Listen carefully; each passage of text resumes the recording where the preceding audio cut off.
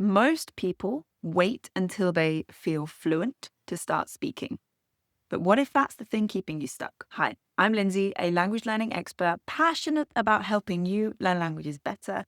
And in this video, part of our little mini series to celebrate the launch of the Speak 28 by 28 challenge, we're going to be talking about why you do not need to be fluent to start speaking. As I said, this is all to celebrate the launch of the Speak 28 by 28 challenge. You can find out more about that at the link in the description or lindsaydoeslanguages.com/speak. So here's the thing. Fluency doesn't come before speaking. Fluency comes from speaking. So we need a reason to speak. The challenge gives you that reason. If you know that you thrive with a little bit of accountability, you have the chance to submit your progress every single day. I want to see your prompt responses. They're not public. No one else will see them, just me. And I'm not looking at them and judging your mistakes. Don't worry. I'm just looking at them and thinking, yes, you're doing the thing. You're showing up. This is good. And that is how you're going to get to fluency, by showing up, by doing the work, by doing the practice. That's what's going to get you there. So this is just one way in the challenge. We also have weekly check-ins to help with kind of how you feel about everything, a bit more of an emotional check-in with yourself, so that you have the chance to make sure that that is pretty stable as well throughout the challenge. And this is something that once you have access, you've got lifetime access. So any future updates, any live rounds that happen in the future, you'll be able to go through them again as many times as you want to do the challenge. It's yours. When we think fluent, we think perfect. And that means that we think perfect vocab, perfect grammar, perfect confidence. Nuh-uh. If fluency doesn't come before speaking, it comes from it, then it's the same for this stuff too. Speaking practice will help you to build all of these areas. How does this happen?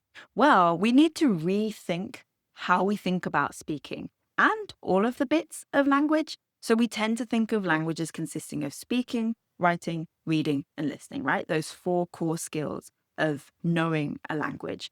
And we can think of these as skills, but we can also think of them as tools. And when we think of them as tools, we're also then able to recognize that our practice with speaking doesn't always have to be perfect. It does not require fluency because we are using speaking as a tool to help us remember more vocab, to help us practice grammar, to help us build our confidence overall.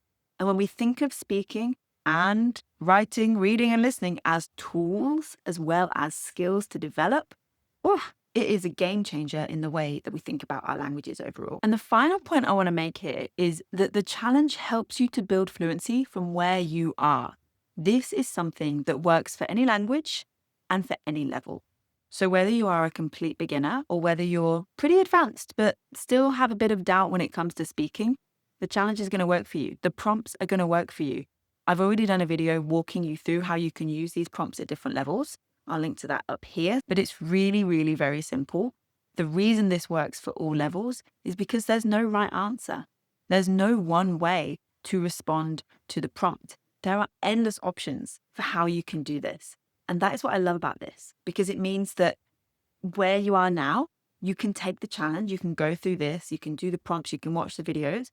6 months, a year down the line, you have lifetime access, by the way. 6 months or a year down the line, you might think, yeah, I just need that little boost. I'm going to go back to the challenge. You do the challenge again and you feel like, oh yeah, I remember last time this was really difficult, or I answered completely differently. You're not going to get bored in terms of thinking, I've done this before. No, because there's so many ways that you can respond.